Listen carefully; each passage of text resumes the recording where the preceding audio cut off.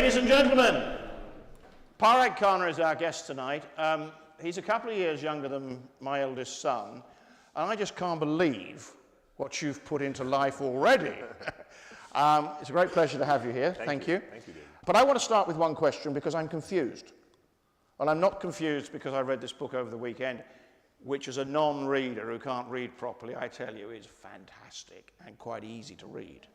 I was dreading it. I thought it's going to be clever and intelligent, and I'm going to be in trouble.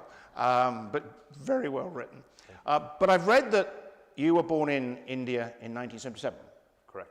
I've also read that your parents went to the UAE Correct. in 1970. Sort of correct. Sort of correct. So did Mum go home so you were born in India, or? Yes, but actually they were in Sudan, in East Africa. My brother was born in 1972 in Khartoum.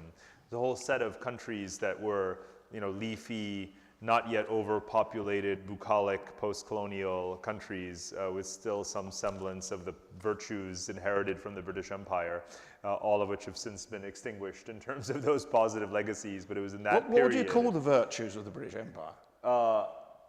Good administrative civil service, obviously, sort of the functioning bureaucracy, the quality infrastructure that remains in terms of the urban planning, obviously the benefiting from the trade networks that continue to exist and thrive. And of course, remember that in the 19th century, the British Empire circulated so many Indians to East African countries. And so there was still this sort of continuity in Indian Ocean trading networks, but I think as countries became more insular, they actually increased, their populations grew, but their capacity decreased. A lot of things atrophied basically in these countries, and that's obviously what you're seeing today in many ways.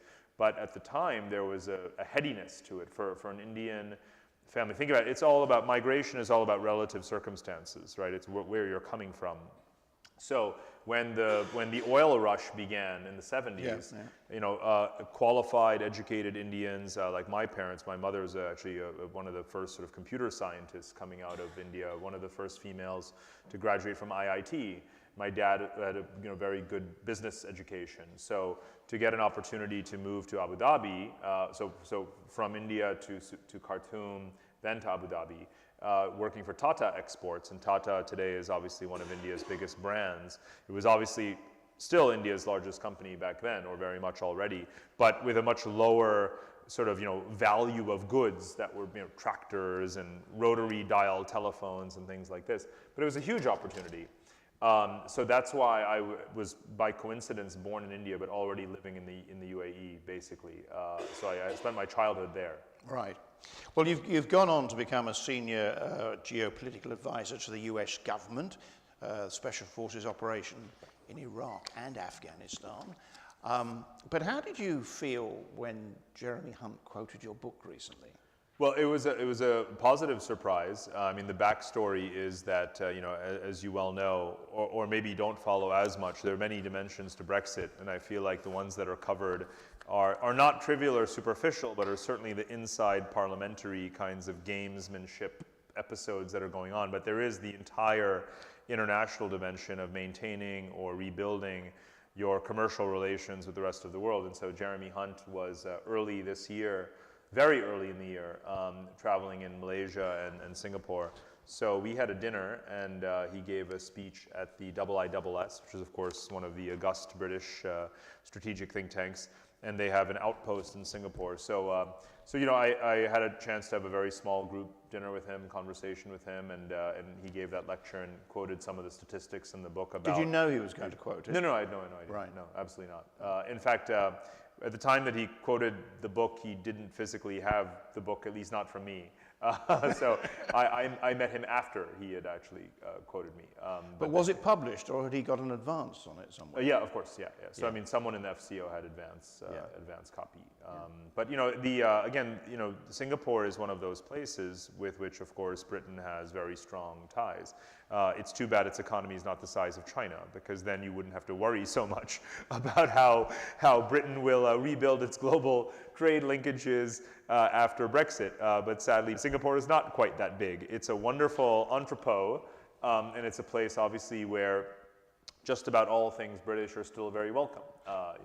Do you think we are going to have a serious problem after Brexit? Well, look, let's not generalize about these things, because I think whether we're talking about populist politics in America, and is immigration good or bad, people just give these heartfelt answers. As you can probably tell by the thickness of some of the books I write, I'm not interested in opinions. I'm only interested in data and analyzing it and trying to have as accurate data as possible. So in answering that question, I don't want to be just another layer of opinion in a frothy but forgettable conversation. I want to give you some brute facts.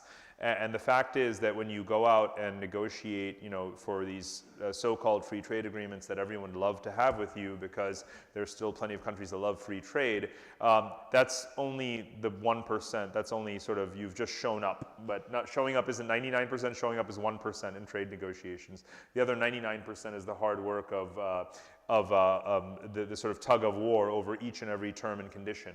And there, I'm going to be awfully blunt, but you're getting hammered. I mean, you're getting mercilessly hammered. You have the Americans telling you you're going to have to eat that chlorinated chicken. You've got the Japanese saying, well, you'll just have to wait in line because we've just done this big agreement with the EU, and you're no longer the point of entry for the EU, and Honda is not going to even manufacture cars here anymore. You have the Chinese saying, oh, you just sailed a warship in a freedom of navigation operation in the South China Sea, so let's just postpone those negotiations. And again, this is what happens when, you're as a society, you haven't sunk as low as the US has, right? But you're a much smaller country, so you're much more vulnerable to this kind of whiplash. But you will really have to wait in line. And even the United States has been told by Japan, we're really busy with the Trans-Pacific Partnership right now. It would have been better if you had joined that agreement, which you, by the way, America created and then opted not to join. So it's just not a priority for us to have a bilateral free trade agreement with you.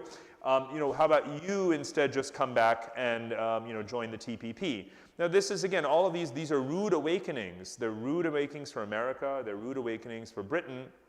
And even when you are, in the case of America, the senior partner in a geopolitical alliance with Japan, which Americans still think of as a country that owes it everything and it still protects, you have them giving you this kind of pushback. So if that happens to America, just imagine what's happening to you. And I was told, yesterday I did a lunch for a whole bunch of lords, peers of the House of Lords, and one of them said, but if you look at the history of EU trade negotiations, they actually do sometimes grab a lot of, go for a lot of quick wins, and a lot of free trade negotiations have been with smaller countries and markets that go much faster than the big ones, so maybe we'll get in there quick. And I said, yes, that's because those countries are all small and vulnerable and make very significant, almost existential economic compromises. And haven't just wrecked their party. And I say to so I said to him, I was like, is that the way you want to be perceived, as a small and third-tier country that will make any compromise before the EU to have an agreement? Because that's obviously not the position that you in any case are formally representing. I don't know what you've heard from Brussels today. It probably hasn't been what Brexiteers wanted.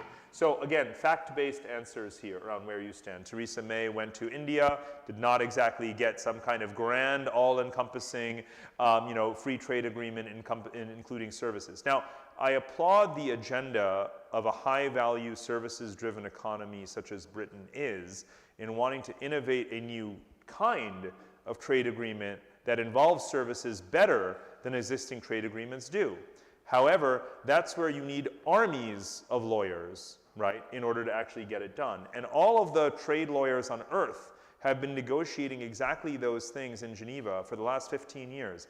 And I have some news for you. They've gotten absolutely nowhere. And on short notice, understaffed, without a template or a code book for exactly what you want from every individual country in the world, it's just not going to happen overnight. So again, I'm just stating the facts. I wasn't going to get into Brexit, so I want to talk about your book. Really? But I'm fascinated by that. David Davis argues that Canada plus works and would work quickly because everything has already been negotiated and agreed with somebody. You just have to tip-X out whoever and put in United Kingdom. Do you think that's true? It's self-evidently not true. Right. I don't know what more I have to say than that. Again, every country has its own set of peculiarities and preferences. We have moved away from a world of universal, all-encompassing trade liberalization agendas towards bilateral ones where countries feel much more empowered to protect their domestic sectors or interests and exclude those. And they may very well be excluding the very things that you want them to open up in.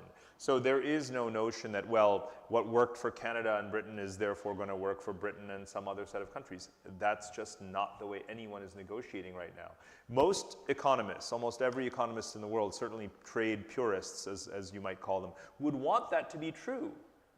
Don't get me wrong, right? As I said, I support the agenda in a way to pioneer a new category of trade that covers, again, things that really matter and are of great value, like your digital and financial and other kinds of services, rather than just thinking that the world economy is a bunch of widgets put on tankers and sailed around. That's not the way the world really is anymore, but you're not going to get there overnight. It's not going to happen. Okay, we'll leave Brexit. we'll park Brexit. This is a quote directly from the book. I didn't write it. No, just kidding. I just haven't heard it, so I want to disown it before I think you'll like this one. Okay. To describe something as Asian can often have opposite connotations: elegant or unsophisticated, precise or chaotic, risk-averse or bold. Not only do outsiders have divergent understandings of Asian, but so do Asians. Do you want to expand on that a bit? Sure. I mean, this part of the motivation of writing the book was simply to point out the two obvious facts to people.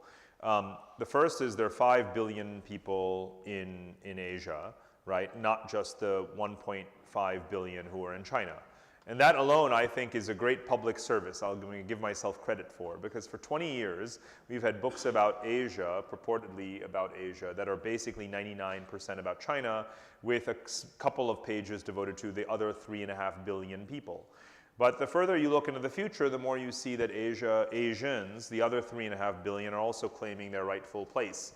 They may not be at the center of the universe where China wants to be, but the second fact is that Asia's history, 4,000 years of interactions among themselves, has almost always been multipolar. China has never dominated all of Asia, ever, literally never. Right? It's had its tributary system, which they like to hearken back to.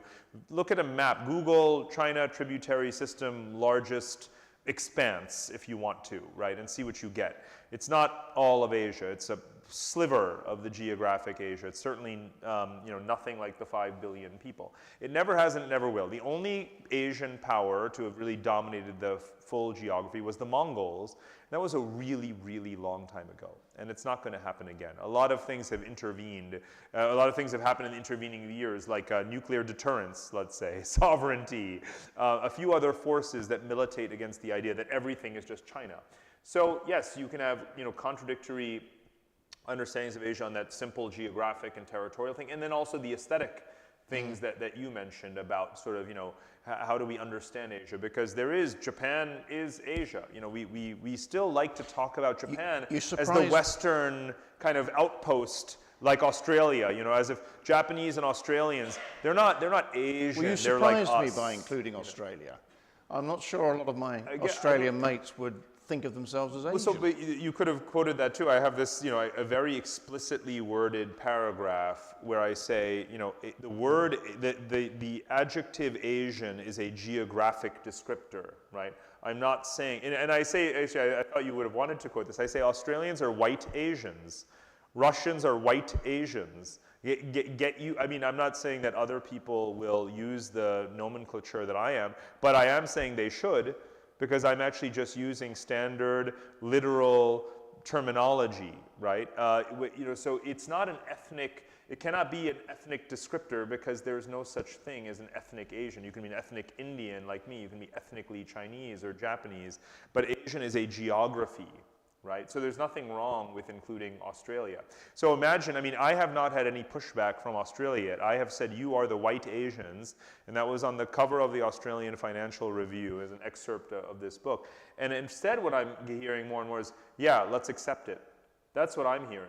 So of course, we all have Australian friends. We all have Russian friends who might say, my goodness, this guy's written a chapter of his book about the Asianization of Russia. Well, we're not Asian. We aspire to be European, and we own half of London. Ha ha. So yes. But as I point out in the book, the ethnographic mix of Russia, it does not look like its hockey team, right? Which is all sort of white Slavic guys. It's a very diverse country. The fastest growing populations in Russia are, in fact, the Muslim Turkic populations, for example. So all of our countries are more diverse than we think. And in the book, you quote Kevin Rudd, a former Australian Prime Minister who went on to be Foreign Secretary, didn't It's about 8 prime ministers ago. You quote him Who's as counting? trying to create a grouping akin to Europe. So he meant it certainly not facetiously. He meant it aspirationally, but he's far too serious and knowledgeable a scholar, diplomat, and statesman to not be aware that it's never really going to happen in that way. And this is a critical thing, actually, because I like him a great deal, but he didn't mean, he used the phrase Asian Union, but of course he knows that Asia is far too diverse. There will never be an Asian Union like a European Union, right? And this is one of the points I try to make. All of the Eurocentric analogies from which we derive all of our theories of international relations, and all of the analogies we like to use to project the future of the world about who will be number one, who's the hegemon, and this kind of thing. All of that is rubbish when you look in the Asian context, right? Again, you're talking about 6 or 7 mutually unintelligible civilizations with anywhere from hundreds of millions to over 1 billion people, none of whom have ever and will ever bow before each other, who will never have a common currency, central bank, or army, or supranational parliament. None of those things will actually happen in Asia. But that's not the yardstick of Asian convergence or integration. Asians have their own metrics of these things. For Asians, it's good enough to trade more with each other than they do with you. Because remember, not 30 years ago, they depended way more on trade with us than with each other. Today, that's flipped on its head. They trade way more with each other than they do with us. Right? And that for them is really, for anyone, by any measure, an astounding degree of progress. You say in the book that Europe is more powerful as a system than merely a region. Right. But that in Asia, you don't think that's going to be true at all. Should I have campaigned against Brexit on that? Well, I don't know. So again, no. I believe that Asia is becoming greater than the sum of its parts, right? And that is all it takes to be, something that's meaningful as a system. So again, Asia today is greater than the sum of its parts. For 500 years, Asia was less than the sum of its parts, right? From the day the Portuguese and Dutch and Spanish began to establish their colonies in Europe in Asia in the 16th century, Asia went from the Silk Roads era, where they had everything to do with each other and nothing to do with anyone else, to being fragmented, divided, colonized, and then came the Cold War. So again, the point of departure of the book is saying for 500 years of colonialism, the Cold War, Asia dissipated, fractured, right? It belonged to us in many ways. The U.S. took the Philippines, right, in the late 19th century. The last outpost of European colonialism in Asia was Macau, right, only handed back to China about 20 years ago, right? So, you have this period of fragmentation, and no one alive today, obviously, can remember the era of the Silk Roads. We can read books about it, we can hearken back to it, but we cannot fathom what it was. But today it's being rebuilt over the past 30 years. And again, I think that clearly already, based on just the complementarities of trade and the diplomatic institutions and the financial vectors and the infrastructure investment, Asia is becoming astoundingly more than the sum of its parts already. But that doesn't mean it will speak with one voice. Europe is helped in areas, obviously, of trade negotiations and in terms of regulatory convergence that attracts investment in other areas by speaking with one voice.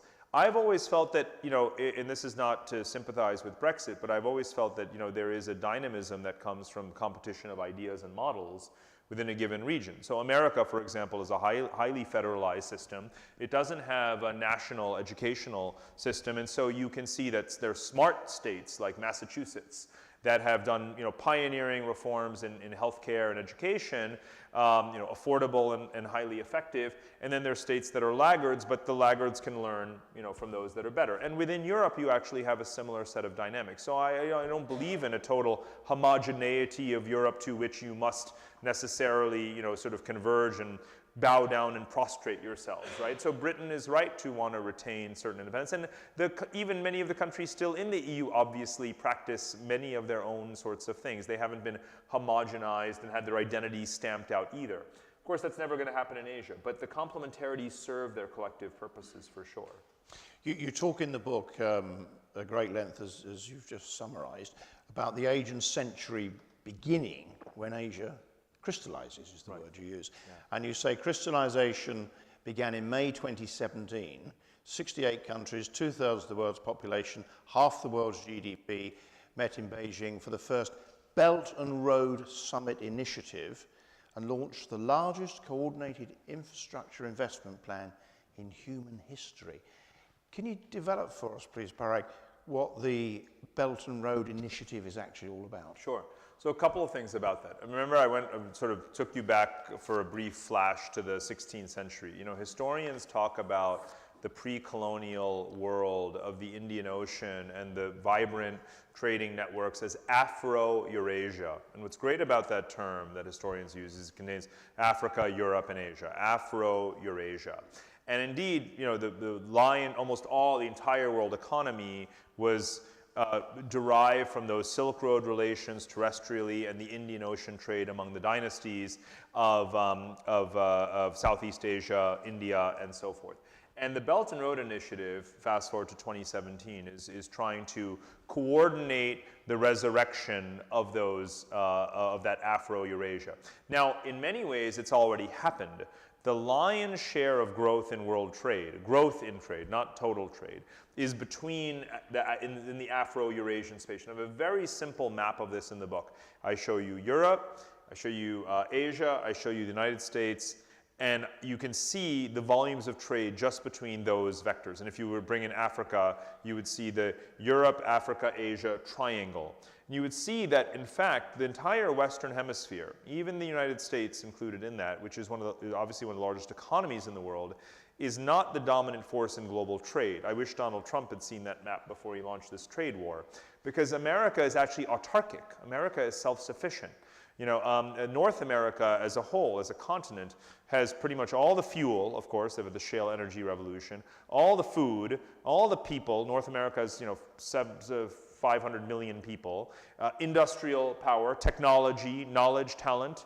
North America barely needs the rest of the world, but you do, and Asians do, and Africans do. And you have each other. And this resurrection of Afro-Eurasia is where, again, it's been happening for 30 years. Since the day the Soviet Union collapsed is when China began to cross its borders and start to build infrastructure and pipelines all the way to the Caspian Sea and beyond. My first book, you know, I started writing it 15 years ago, was basically my backpacking through Central Asia and looking at these Chinese infrastructure projects. It didn't have a name then. There was no Belt and Road. The term Belt and Road has captured our imagination, and we've sort of, you know, reified it. And I obviously have not helped by putting it on page 1 of this book. However, it is to say that that's been happening as a natural process. There was no question that as soon as the Soviet Union collapsed, Afro-Eurasia would be reborn. In retrospect, it is so obvious, and now we have the evidence. And now, 30 years into the process, China said, you know what, let's get this stuff more coordinated, more organized, and let's put $1 trillion of money behind it, our money, and now everyone else is putting their money too. So the critical thing is, and this wasn't part of your question, but I know that it comes up all the time, is the geopolitical implications. Because for many people, you know, it was born with China, again, false, it wasn't, and China dominates it, true, but China will therefore dominate it forever and use debt trap diplomacy to ensnare every country into a subordinate relationship of, you know, hierarchy and colonialism, neo-colonialism with China. False. That's not what's going to happen. Because now everyone's gotten in on the bandwagon. Everyone's putting in their own money. Everyone's competing with China to get projects, right? The Italians have announced today that they're going to join the Belt and Road, the first important European country to do so. Not because they want to be, again, subservient to China, but because they actually want to be inside that tent where decisions are being made so their companies can get the projects, right, the infrastructure projects. And the UK, and this is one of the things that Jeremy Hunt and I spoke at length about, and I talk about it here as well, is the UK-China Infrastructure Alliance. You actually, may or may not know this, you actually have a standing policy relationship with China. It is called the UK-China Infrastructure Alliance. Its sole purpose is to recycle Chinese money that's going into these countries, whether it's Pakistan or Indonesia or Sri Lanka or East Africa, and have that money spent on British business. right? Which is a very smart thing to do. It's not sneaky or subversive. This is brilliant.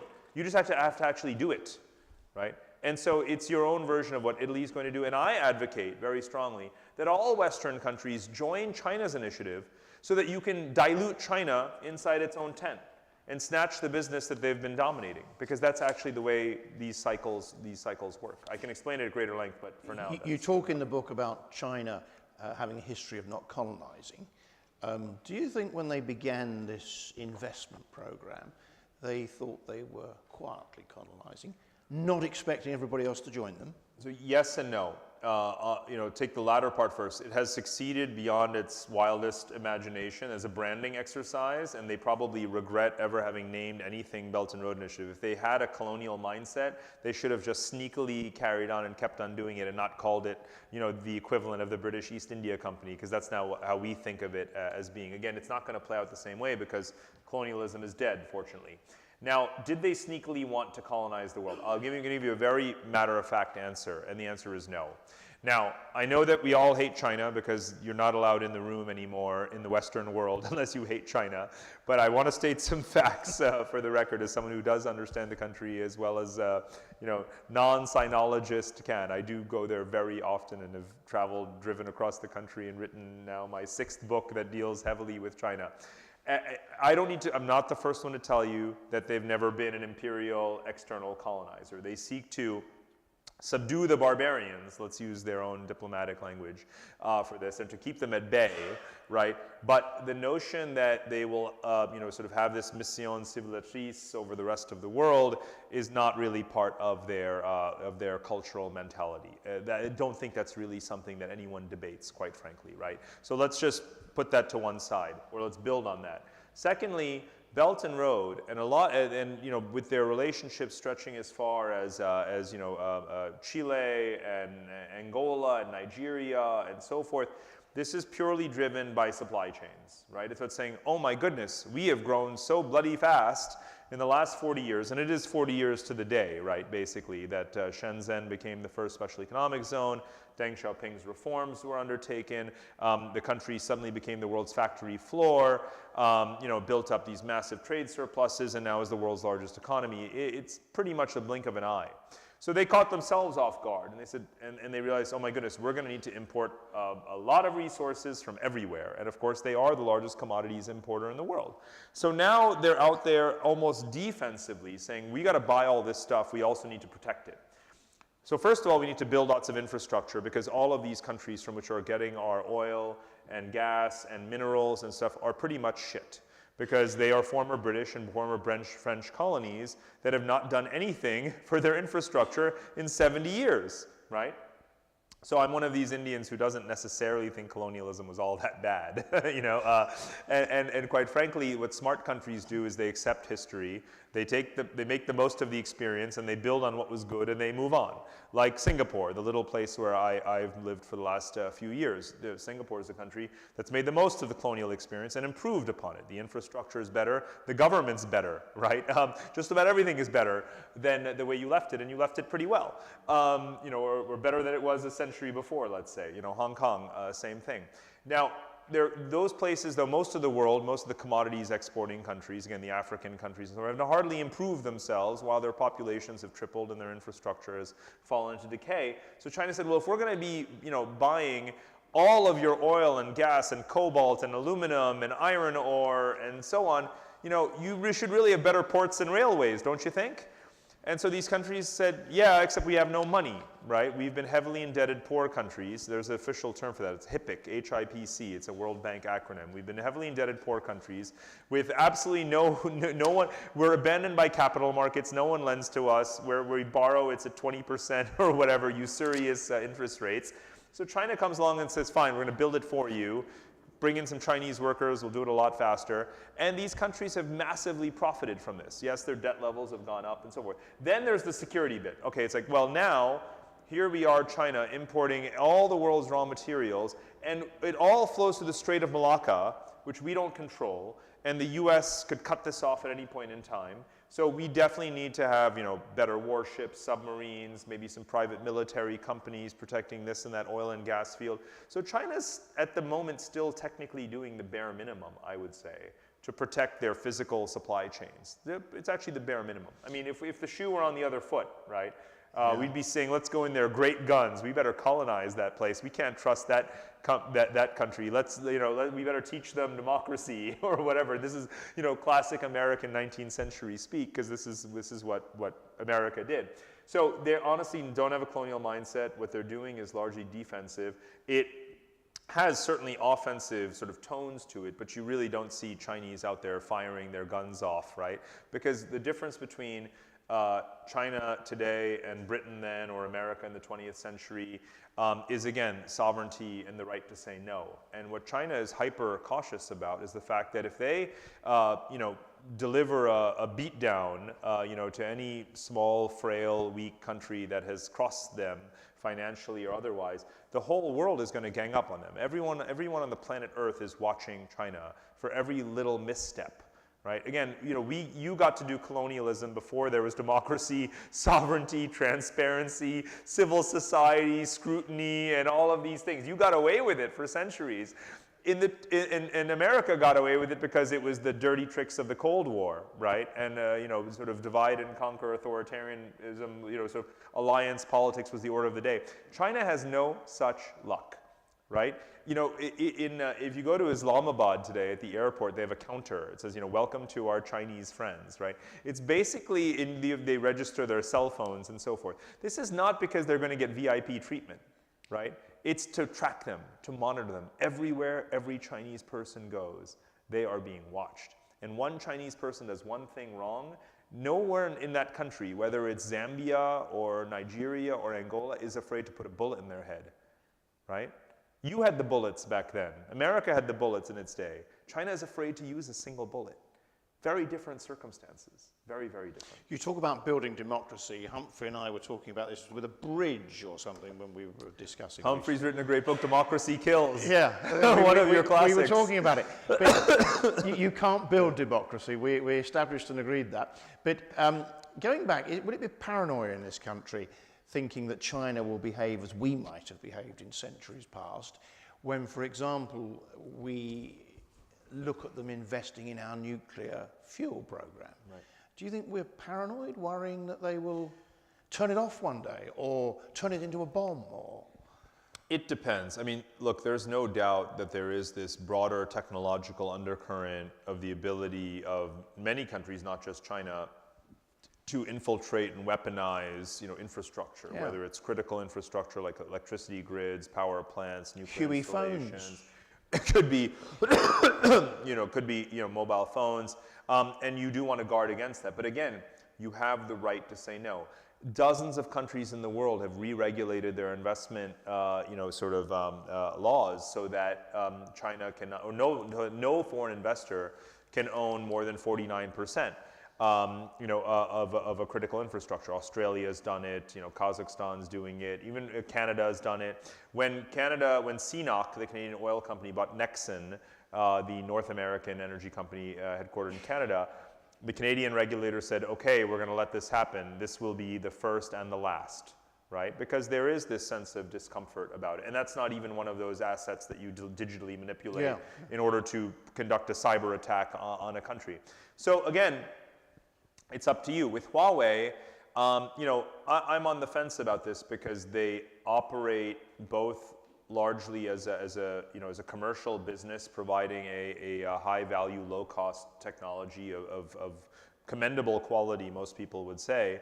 But there are those back doors, and you never know what's going to happen with your data. Most countries actually don't seem to really care because their data has already been taken by the US National Security Agency anyway. In other cases, you can cut some kind of a hybrid deal. You can find ways to locate servers on shore or whatever.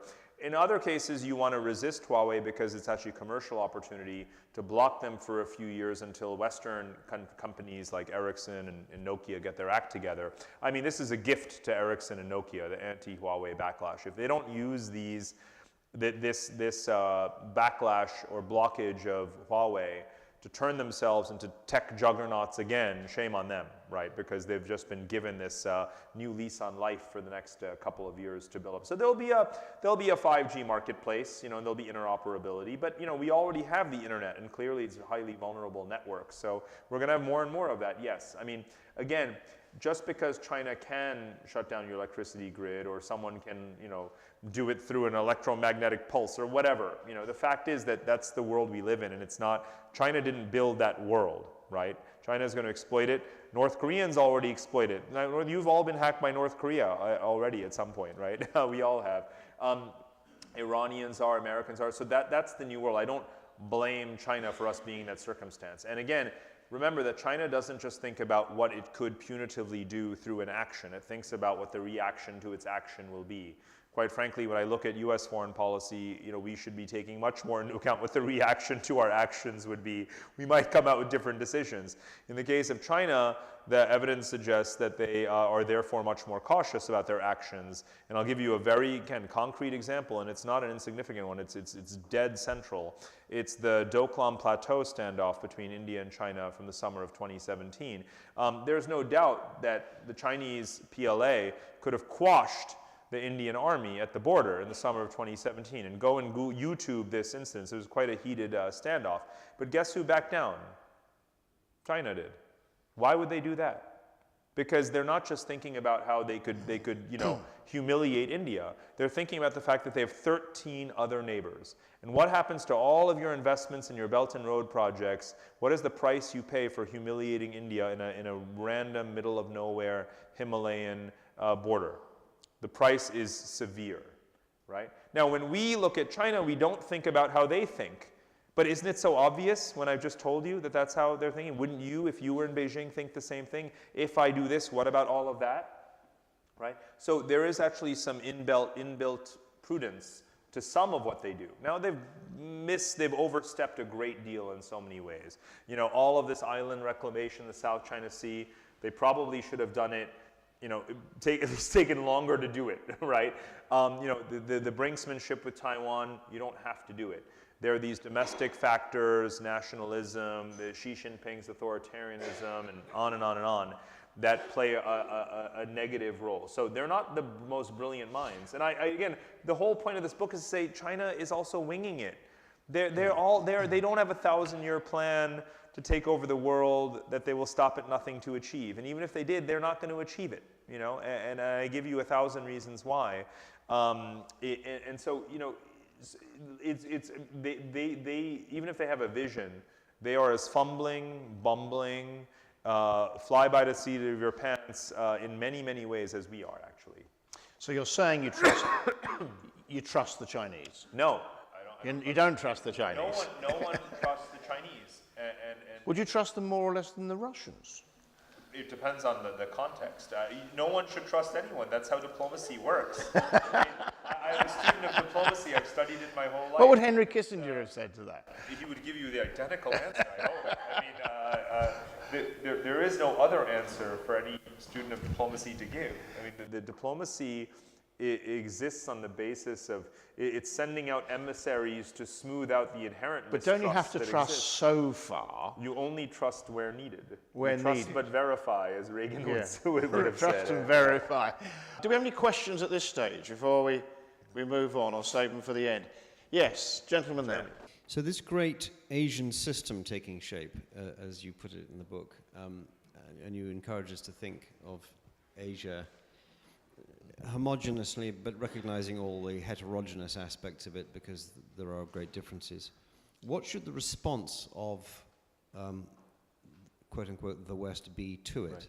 And how do you rate the response so far, if they even if we/they even recognize it? There is a teleological inevitability to the rise of Asia. This multi-decade period where industrial technology is married with a young labor force and global markets, right? Whether it is Europe during the Industrial Revolution, America in the 20th century, and Asia today. There is an absolute, utter inevitability to it. Trying to stop the rise of Asia, I mean, first of all, it's already happened. So, I mean, I could have called this book The Present is Asian. It's just not a catchy title, but it's true.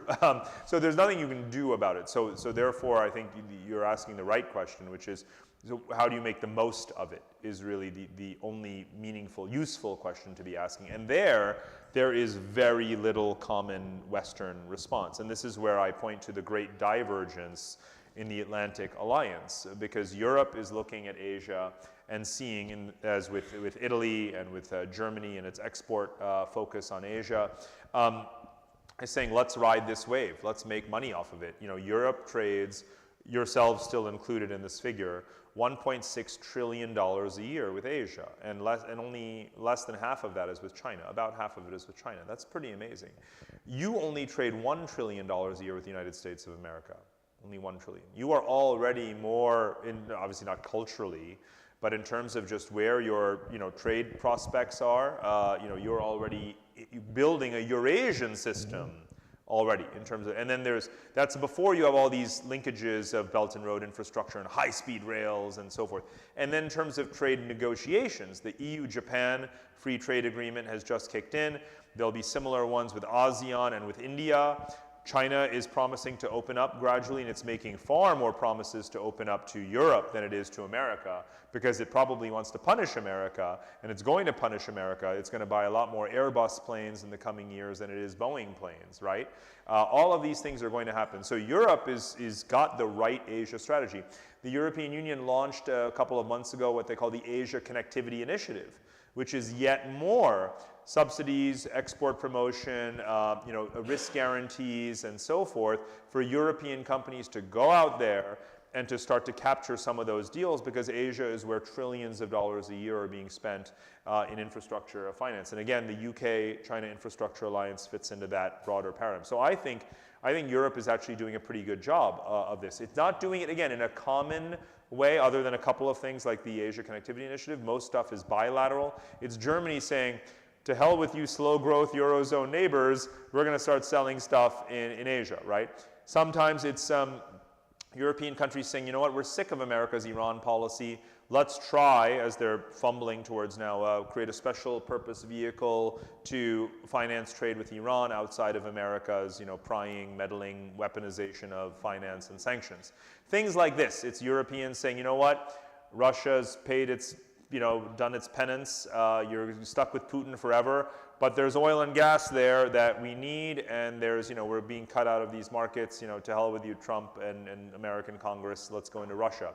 These are some pretty important countries where clearly, Europe diverges from the US. Meanwhile, the US failed to join the Trans-Pacific Partnership, has launched this trade war with China, and so forth, and is certainly not being particularly friendly towards Europe either. So there's very little common Western policy on Asia. At this point, the train's left the station.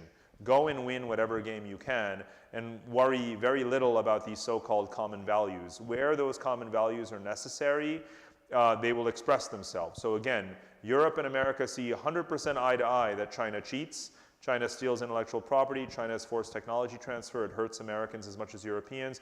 We're joined at the hip there. Let's go out there and hammer China on the head about this. But you're going about it in different ways, obviously. But I see plenty of ways in which the West can remain, ethically, morally, principally, militarily, strategically allied, without pretending that you should shoot yourselves in the foot economically as a price to pay for that unity.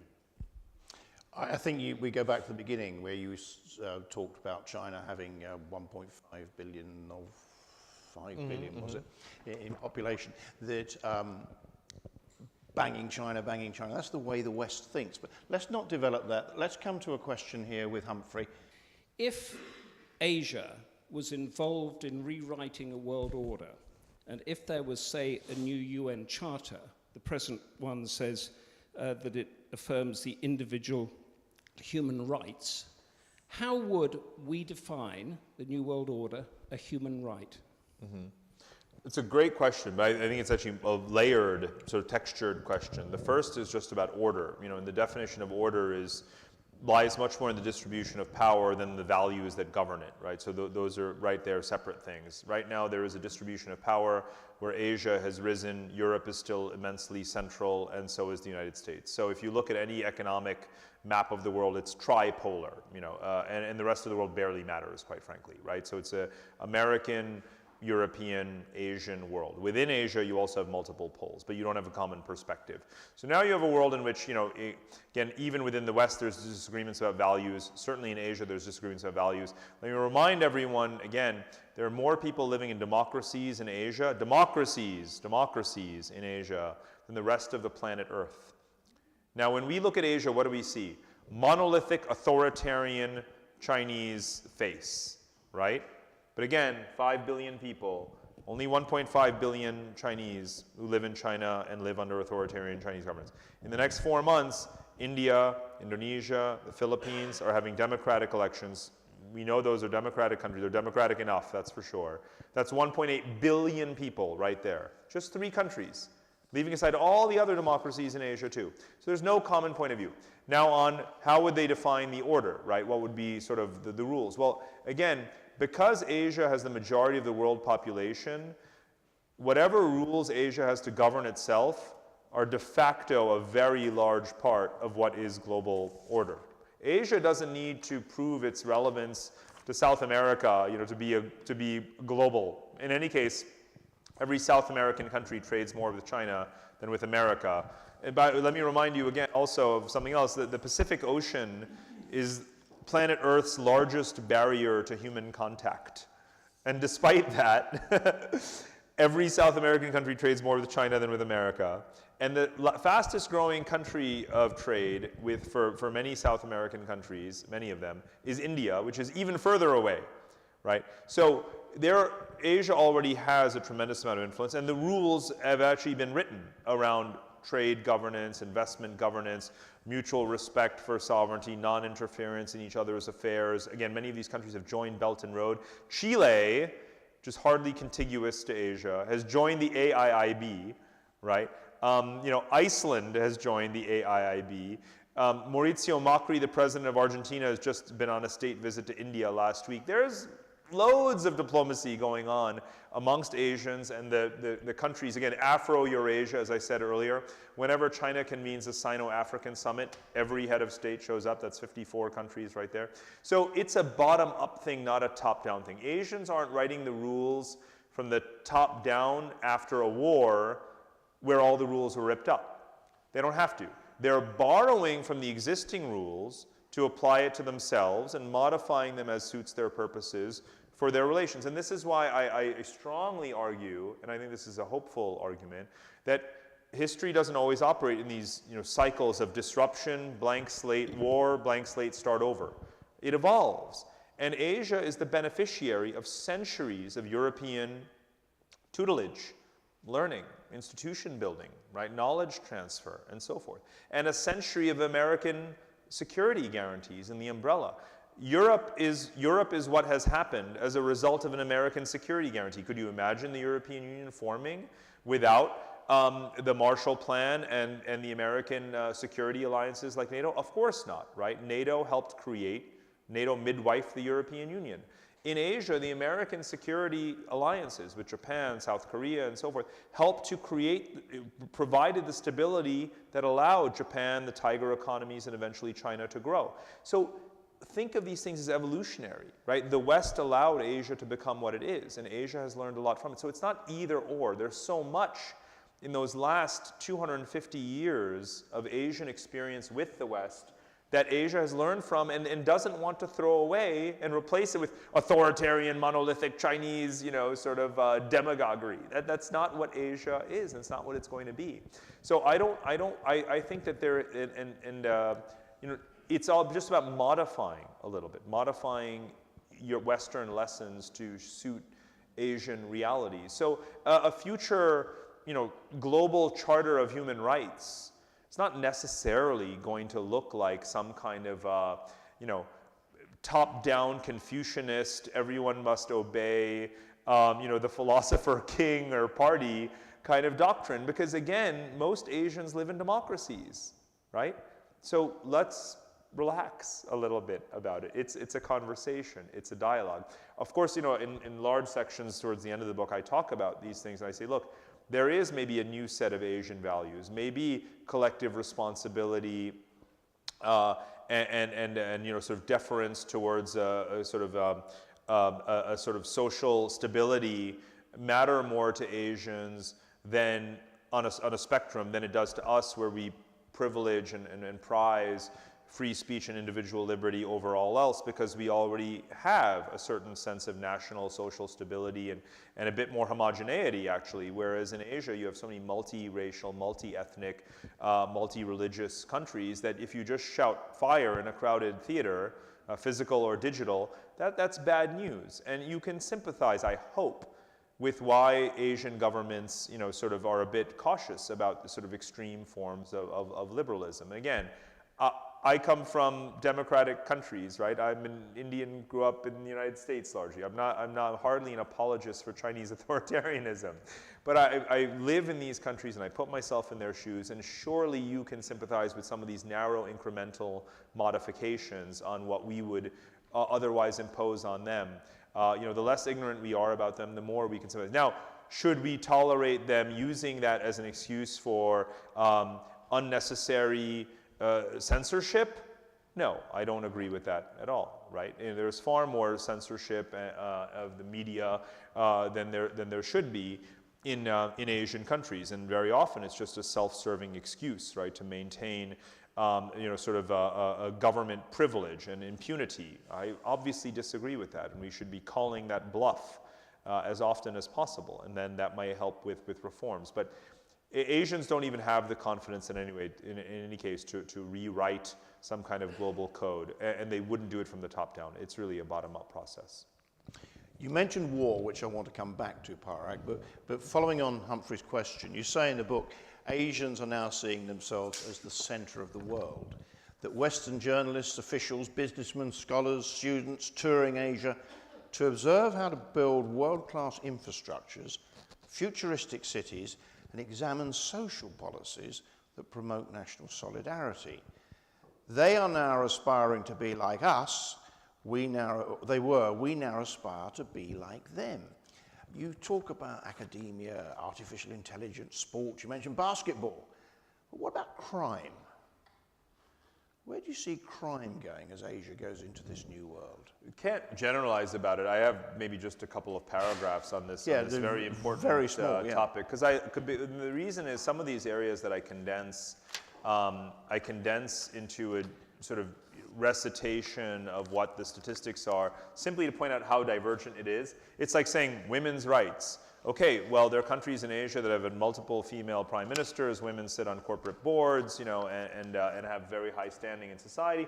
And then there's the exact opposite, right? I did not just describe Yemen or Syria, as you can well imagine. I was talking about, you know, Japan, Korea, and so forth. And of course, you know, New Zealand and so forth. Again, geographically Asian and inspirational to many Asians, right? When in Asians, even yellow or brown Asians, for lack of a better, to just use colloquial terminology, when they wake up in the morning, they actually do read about the things that Australia, New Zealand, Japan, Taiwan, and Korea, again, democracies, first-rate, world-class, gold standard democracies, are doing, and that actually has an impact on them. So in that sense, you know, you don't think of New Zealand, you don't think of Kiwis as Asians, but if you read the Asian press, they're quite impressed. Wow, there's a, you know, under 40-something female Prime Minister of New Zealand. She gets a lot of play in Asia, right? So Asians can learn from their geographic neighbors, even if they're not culturally sort of familiar, but they become more so every day. So crime is also one of these things. It's like, okay, you've got high crime countries, but I live in a country where no one locks their door, right? Singapore, there is no crime. I mean, there's like meaningless, you know, sort of crime. So what does that mean? And so, but I want to use this though as an excuse to talk about governance more broadly, and again, perceptions of us and them in politics, because I want to use the case of the Philippines. The Philippines has a president, Rodrigo Duterte, who we, you know, universally revile. We think of as an absolute illiberal thug, a guy who's bragged about pushing people out of helicopters, whose drug war has cost, you know, whatever, thousands of lives. You know, who's unleashed paramilitary forces to more or less shoot to kill, but is wildly popular. He might well be right now, as we sit here, is more popular than Theresa May or Donald Trump. You know, he has something like, I don't know, 75% approval rating, and so does Prime Minister Modi. So why has he got? Well, Modi's got elections and other problems as well. But so does Duterte. I mentioned these got countries going to elections this year. That's among them. And by the way, they might both lose their jobs in the next 4 months. They're popular now, but Asians are very, very fickle. Again, we think of them as being lemming-like, obedient people living in fear of their masters. There's 30, 40 years of history of Asians tossing out their leaders, from Suharto to Marcos and changes of government all across the region. Only in China and North Korea and Vietnam and a couple of places are people genuinely in fear of their government, right? And in a broad sense. Again, I pity the independent, the journalists, right, who are being targeted in these extrajudicial sort of killings. Modi is guilty of it. Duterte is intimidating the great Maria Ressa, right, who many of you probably know right now, who's a friend of mine and a very outspoken Filipino journalist. So there are again, I say, speak out about those issues. But crime. Again, it's another example of a very simple matter of putting yourself in their shoes. If you were a lower middle class, a working class, or poor Filipino, which is most Filipinos, and you've had a relative gunned down by a drug lord or have relatives who are addicted to drugs, and you know that it was just pushed on them by a teenage drug dealer, you'd say someone's got to clean this up. And all of the urbane and liberal and sort of Western-leaning and well-dressed leaders that we've had, who were effectively kleptocrats over the last decades, have done no such thing about it. In fact, they've let it get worse. And now we've got the Chinese mafia and triads in there making it worse. You would love Duterte. Go to the Philippines. You're not going to find a single, and I live in Singapore, so you meet a lot of Filipinos, right? They're the ones who do a lot of the services sector work, let's say. Talk to any one of them. They all love Duterte. They love him. They don't worship him. They know his flaws. They're not idiots, right? They know that he's not a nice guy. Right, but they don't think they're making a devil's bargain because they actually believe in their democracy. So on the one hand, got to clean up this war on drugs. On the other hand, if he gets too illiberal, we'll throw him out. That same thing's happening to Modi right now. Modi was elected in this wave of popularity, swept into power.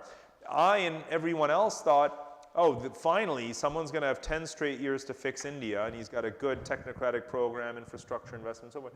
Sitting here right now, we don't know if the guy's going to have a job in 4 months, right? So the people are not as sort of obedient to authority as we think they are, and that's a great thing. It means they're getting smarter, they're paying attention. There's rapid feedback loops in politics, but there's no question as to why he's popular. It should be so obvious to everyone. So crime, where it's bad, people are gonna accept leaders who are going to do something about it. They're very impatient. Impatience is the greatest virtue in a democracy, quite frankly. It's the great virtue in any society. Never accept second best. Oh, totally. which you obviously are right now. I don't think we set out to do that. We obviously are now. That's an interesting statement for another day. But well, I'll say this about Singapore, right? Because I live there, and it's not our understanding of what a completely open, multi-party, free and fair sort of liberal democracy is. I mean, they have free and fair elections, but they circumvent which parties can run based on a variety of ethnic and other kinds of criteria in the name of social stability, but it certainly helps to reinforce the status of the incumbent party. But you have a very educated population, right? They're probably the most educated people in the world, all 5 million of them. And they are the most impatient, demanding, complaining people in the world, right? And they will absolutely not hesitate to stick it to their government, vocally, even absent a fully free press. They're very critical complainers, and the government, therefore, is actually in fear of them. You're not going to hear them say that. They're not going to talk like that because it's a civilized place. But whatever the people want, the people pretty much get. And I can cite you 10 examples of areas where the ruling party that faces no electoral challenge, no significant electoral challenge, could easily do what it wants, right? It could say, oh, let's let all the high net worth property investors come in and, you know, jack up the values, and we're all landowners, we're going to make a killing off of this. And the people say, we don't like the volatility in the housing market, no more foreigners buying real estate. Boom, they stop. Immigration, too many foreigners clogging our pristine subways, get them out. Immigration, frozen. Right? So there's a government that's not our version of democracy that does everything the people want because they're absolutely afraid of this intelligent citizenry actually one day saying, you know what, you're really not listening to us and we're going to screw you. And so that's why whether you're a functioning democracy or a rigged government or even an authoritarian country that doesn't have full and total control, you know, your greatest enemy is an educated public that is you know, sort of demanding. And so you should be hyper demanding. So does that suggest other countries don't have an educated public? That's an argument to go down another time. Yeah. We haven't got time. Again, you're still better off than America on that score. You mentioned the 5 million population of Singapore, half the size of London roughly. Yeah. We are heading in at an alarming rate to absolutely unthinkable knife crime, and not just in London. Yeah. What would happen in Singapore then if the population here don't want knife crime? Well, how would it be dealt with? Well, the thing is, there's this, you know, in economics we use this term initial conditions, right? I mean, it was the initial conditions in Singapore weren't actually particularly propitious, actually, because you had race riots and you had the ejection from Malaysia and you had a lot of racial, you just had a lot of tensions across the board. You had a communist, you know, fears of communist insurgency and so forth. So things were not all hunky-dory in the 1950s and early 60s in Singapore. But, you know, Lee Kuan Yew obviously made some tough calls, you know. Let me combine two things in answering this, and let me jump to the second one first, because it gets to your point about, you know, you had that quote, what can we learn from them?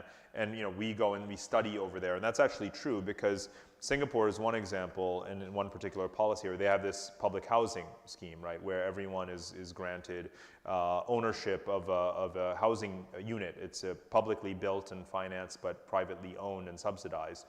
So you have 100% home ownership. Now, everyone on earth at this point is studying that model, you know, and in Financial Times, New York Times, every Nobel Prize winning economist has gone to Singapore and said, you know what?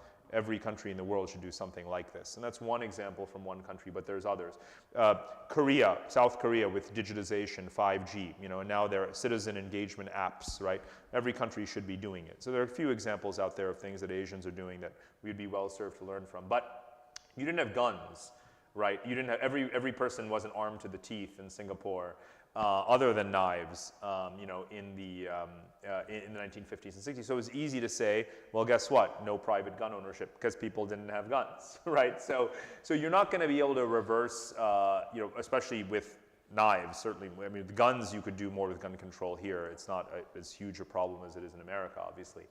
But with knives and so forth, you know, you can't take away everyone's knives. You're going to have to, you know, undertake other kinds of social interventions and you know, kind of alternative livelihood kinds of things to get people off the streets and break up gangs and so forth. And by the way, countries with guns can be safe. I wrote part of, I used this as a case study in my previous book called Technocracy in America. I looked at Switzerland. Obvious example. Everyone in Switzerland has a gun, but they don't really have gun crime, right? So you can socially engineer, you know, sort of responsible behavior into a country that has gun ownership.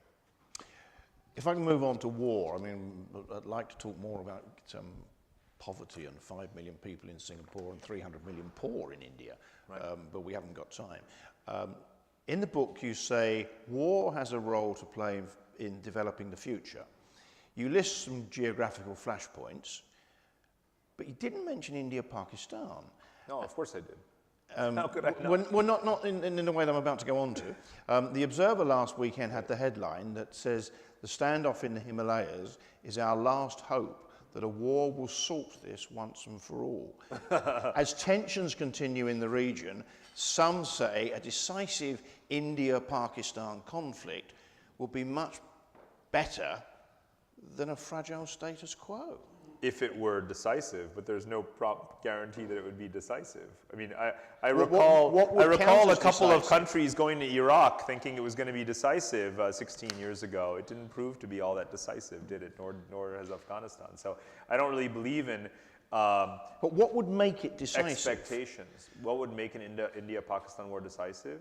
The outcome being a partition of Kashmir along the line of control, turning the de facto division into a de jure division, and that would more or less put an end to, you know, the most significant area, obviously territorial hostility between them. There would be other kinds of animosities and suspicions and tensions, but that's obviously the big one. It goes without saying. So you don't need a war to decide that that line of control should become a border.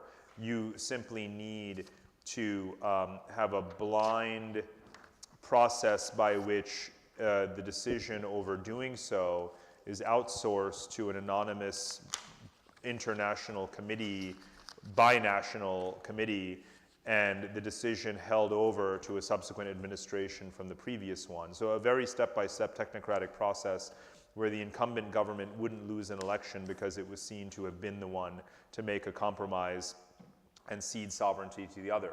So I can sketch out for you on a napkin exactly how you could avoid war to get to this outcome, but you'd actually just have to do it. And part of the reason we don't do things is because we haven't done them, because inertia is really one of the most powerful forces in the world. It's not because we can't do them, because, you know, I've been in plenty of rooms in Washington where retired Indian and Pakistani generals came in and said, oh, if we just had 5 more years, we would have crafted a peace agreement and so forth. So, you know, I think on both sides they know what a settlement would look like. You could draw it on a napkin in the same way that you could divide countries on a napkin, right? You know, by the way, here's the thing. I mean, as last week also demonstrates, they know when to stop, right? Even when they actually use their air forces and bomb cross-border targets, not just in Kashmir, but in the others' legitimate sovereign territory, they also know where to stop. And so do I worry about war in Asia? Of course I do. I write about it all the time. There are 9 major conflict scenarios in Asia: India, Pakistan, North Korea, China, Japan, India, China, you know, Taiwan, South China Sea. The list goes on and on and on. But in the last 30 years, Asians have done a pretty good job at economically converging and finding their complementarities while keeping these major historical tensions at bay, and I expect them to continue to do that. But if there is war, it doesn't invalidate the notion that they are increasing the systemness. War is part of what makes a system. Europe has been a system for centuries because of all of these wars that Europe has had internally are proof that Europe is a system. It means you have a lot more to do with each other than with others, and your ambitions, your frictions relate directly to your neighbors. So the fact that Asian conflicts are sharpening is proof that it's becoming a system. System or non-system has nothing to do with peace whatsoever. War is part of the definition of a system. And then when you settle those wars, fairly or unfairly, peacefully or violently, you still move towards more systemness. So North Korea, there may be war, there may not be war. Looks like there won't be. So North Korea becomes yet another more integrated member of the system. India, Pakistan, you'll have war, you won't have war. One day, there'll be a settlement. And once you have settlement, you move on and you deepen the system. And that's how Europe evolved towards being a peaceful system. By being a warlike system for centuries, it eventually became a peaceful one. So I'm content with the idea, as disappointing as it would be, that there will be wars in Asia. None of it invalidates a syllable of what's in this book, because I'm all about war and geopolitics. It's all I've studied for decades. I know wars will happen, but they will contribute to the building of the system.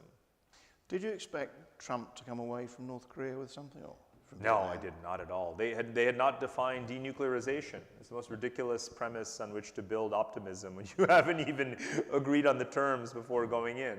I mean, diplomacy takes a long, long time when you can't even agree on the terms. So no, I think it was very silly. It was silly of him to even go there.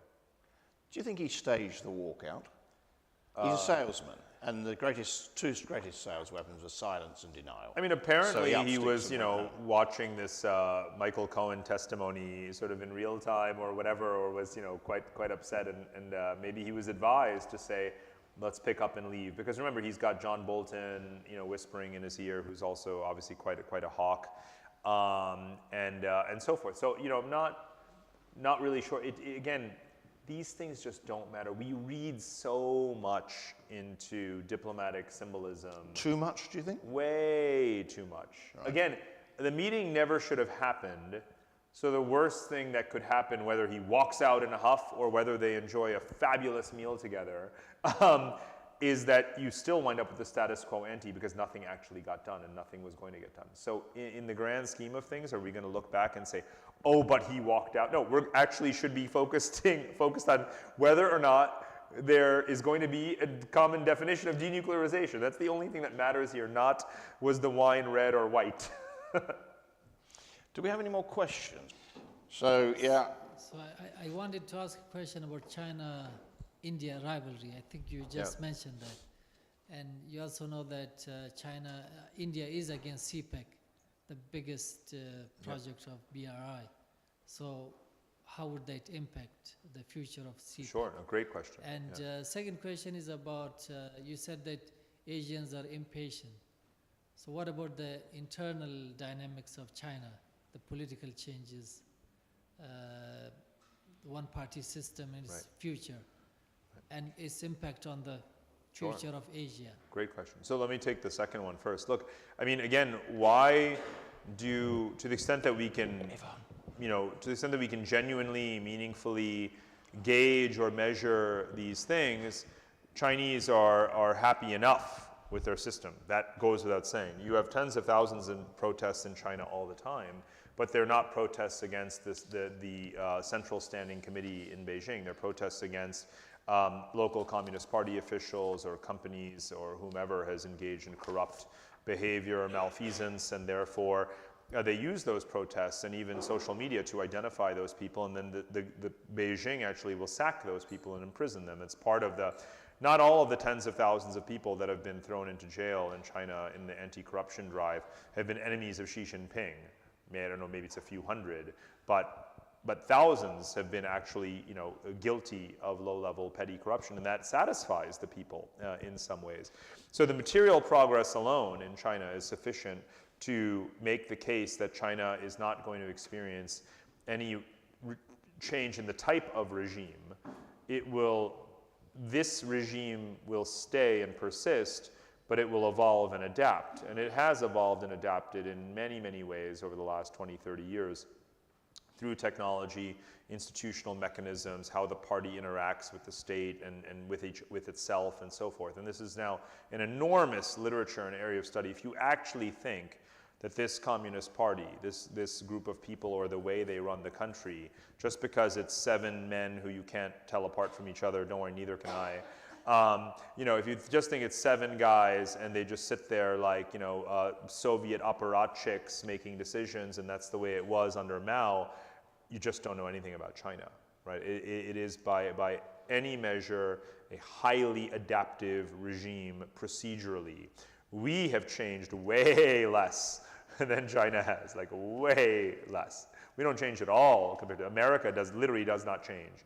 There hasn't been a constitutional amendment in America since the early 1970s. So quite frankly, as much as I would like to see a different government in China, we're not going to see a different government in China.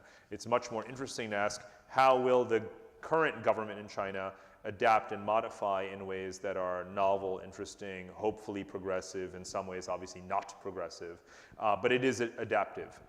So therefore, it's not going to change the overall picture. China's interests are its interests. It's clear what they are. It pursues them. It succeeds in some cases, not in others. Pakistan is a good example. So CPEC, as you mentioned, is the China-Pakistan Economic Corridor, which is one of the pillars of the Belt and Road Initiative. But as you well know, it long predates Belt and Road. Pakistan has been a client state of China since the late 1950s, basically. The Karakoram highway network began to develop in the 60s. It is the largest recipient now, obviously, of Chinese lending and infrastructure projects. But you can clearly see, again, it's not a colony of China. Actually, the joke in Pakistan is that CPEC, China-Pakistan Economic Corridor, stands for the colonization of Pakistan for the enrichment of China. And the fact that they can joke about it shows that they're on hyper alert about this exploitation. And so what are they? They're actually doing something about it.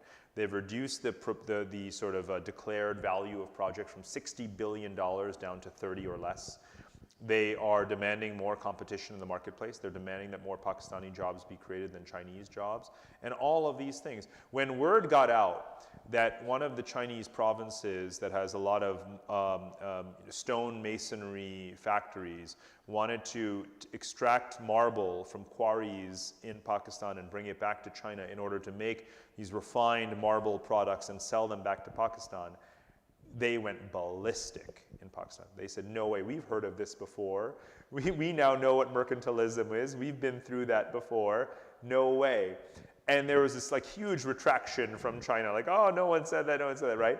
Again, this examples of China being on the most powerful country in Asia by this much is acting defensively and scurrying back like a mouse because they're so afraid of the backlash, right? So they now have to give out lots of gifts, to all of these countries if they want to keep them on their good side, and Pakistan is one of them. So, but the China-Pakistan relationship remains very, very strong, obviously.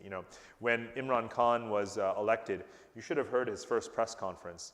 It was 30 minutes, 20 minutes of which were basically about not how great China is and how we are a Chinese vassal, no, but what can Pakistan learn from China? Modernization, development, infrastructure, investment, emphasis on education, anti-corruption, right? All these things. The good things that China has done, and that more or less by now, even those who hate China admire China for having done, right? It's like we should learn these things. So there is actually some intellectual balance there that we don't tend to ascribe to these countries. But the China-Pakistan relationship is strong, and India is on the back foot, obviously, because some of this stuff traverses Kashmir. And therefore, India has opposed the Belt and Road Summit. But again, India is the second largest shareholder in the Chinese Asian Infrastructure Investment Bank.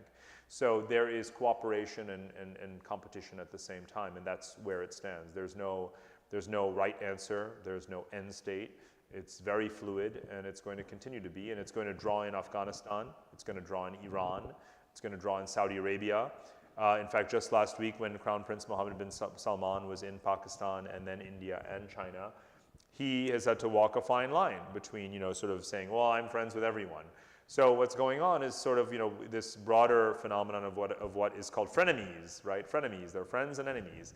And that's the way Asians have actually always been with each other. They're frenemies. Can I stop you at that point, Parag? Because we've got 4 more questions, only 10 minutes. We're not going to get them all in. So I was wondering, while initially when Belt and Road started, Chinese investments were mainly driven by political interests. So like we see Port of Hambantota in Sri Lanka, as well as other strategic choices. So they weren't as financially reasonable. However, close it in? recently Yeah. they have announced that they are trying to be more reasonable with regards and more selective with regards to these projects. So why do you think this happened?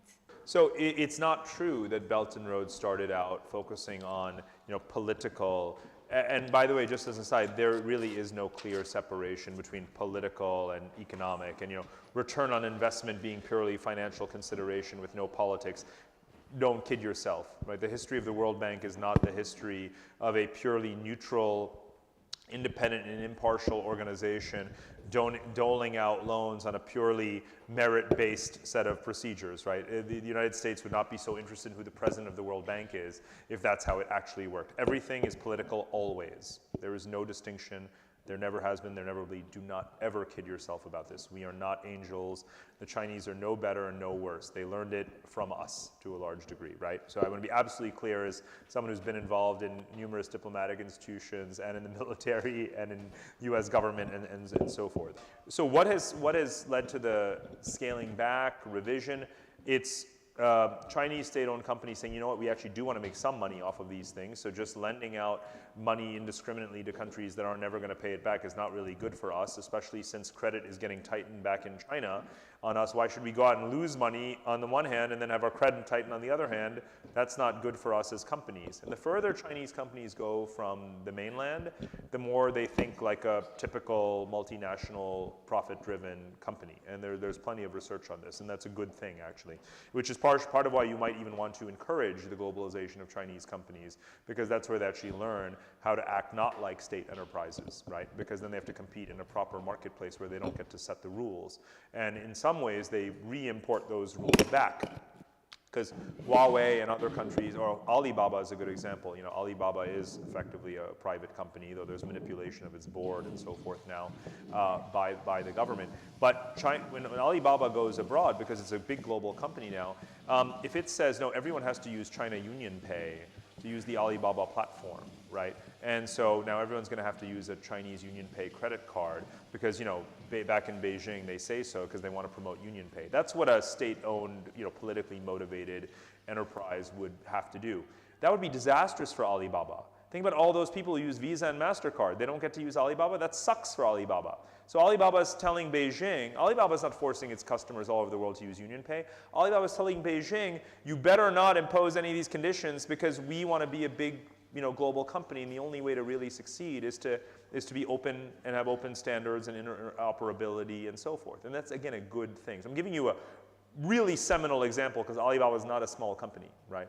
Chinese telecoms are going to learn this. Huawei is going to learn this. Everyone's going to learn this. And again, it's a law of history. Globalization, integration, having to compete in a marketplace is how we learn, right? Countries don't end corruption because you dropped a 500-page World Bank report on the minister's desk, right? The corruption goes down because you made them join, because they joined the World Trade Organization and they signed investment treaties, right? Where you get sued if you're corrupt. That's how you change behavior, but that's a form of globalization. So I'm giving a long answer already, but anyway, some countries will get less investment, some countries will get more.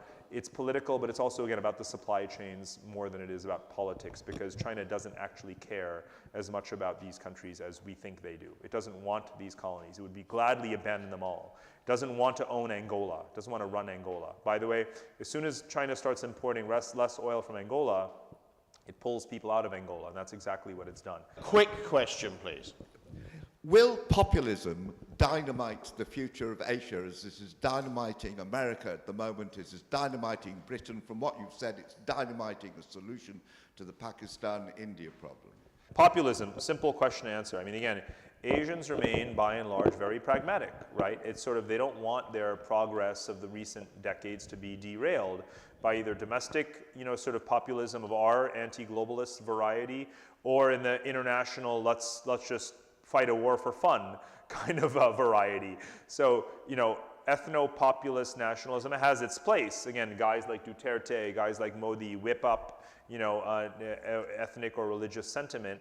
But the societies, by and large, remain on this pragmatic path. And I'll give you the sort of, you know, back and forward tested almost evidence. You can't forward test, but my projection is that whoever wins these next elections in India, Indonesia, and the Philippines, they're going to follow the exact same policies. Whoever comes after Duterte, he'll be tough on crime too. He could wear a suit from Savile Row. He's still going to be tough on crime because the people want it. He's going to invest in education, in healthcare, in infrastructure, in jobs. He's going to raise wages. Whoever he or she is, they're going to do the same thing because these are pragmatic policies that poor countries need. And again, like I said, they're not afraid to throw out leaders who don't do the simple, basic, necessary things. And Asia's still in that phase where a 5-year-old could figure out what the platforms of policy should be, rather than argue about them, because there's uneducated people, there's open sewers, right, and so on and so forth. So I think it's fairly straightforward, and so I don't see populism being a big risk.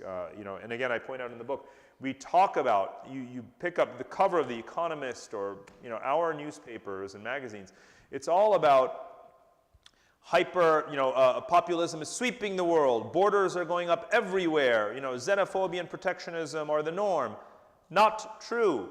5 billion people in the world are bringing down borders, having visa-free regimes, opening up to migration, joining trade agreements, and on and on. They're doing the exact opposite of our populism. So our Eurocentric parochialism is empirically unacceptable. I mean, it's ridiculous. We should laugh at ourselves for being so narrow in our narrow-mindedness, and we should be, when we were to look at the world from outside and say, let's highlight the countries that are kind of succumbed to this sort of self-defeating and counterproductive populism, we should be so embarrassed to be in that club in America and Britain. So embarrassing, right? Because the rest of the world is not doing that. The rest of the world is not nearly as stupid as we are, to be really, really, really blunt about it. And that's why I'm an expat. That's why I travel abroad. Because I know the UK. I did my PhD here. I've lived here. I love it. I'm American. But guess what? We aren't the world, right? 90% of the world population is doing the exact opposite of what we're doing. Thank God, is all I can say. This gentleman here with the glasses. Hello, it's Tom here. Thank you for sharing your insights. I know on your bio it says that in addition to being an author, you also run a strategic advisory business, and it was based on data and scenarios. And I just wondered, what's the most unusual scenario that you've been asked to advise on? In terms of crazy scenarios that I've sort of encountered, in the real world, countries and whether it's governments or companies don't pay for crazy. They pay for what can we learn from what actually works. So I don't. It's sort of outside the scope of what I do to do kind of crazy wild card kinds of scenarios. But what I do notice though through my work is that countries, again, that we don't really appreciate as being pragmatic and sort of reform oriented. We think they're backwards, dumb, whatever. Are actually really, really looking to do pragmatic things to fix their situations. And those are the only kinds of countries that I ever want to work with. Parag, thank you. You say in the book, to bring this to a conclusion, that until 1880, China, India and Japan had a GDP greater than the US, UK, France, Germany and Italy. Then we had the Industrial Revolution. You were on German television towards the end of 2017, and you said, history has not ended, but returned. So we are back to 1880, and the future is clearly Asian. Ladies and gentlemen, Parag Khanna. Thank you.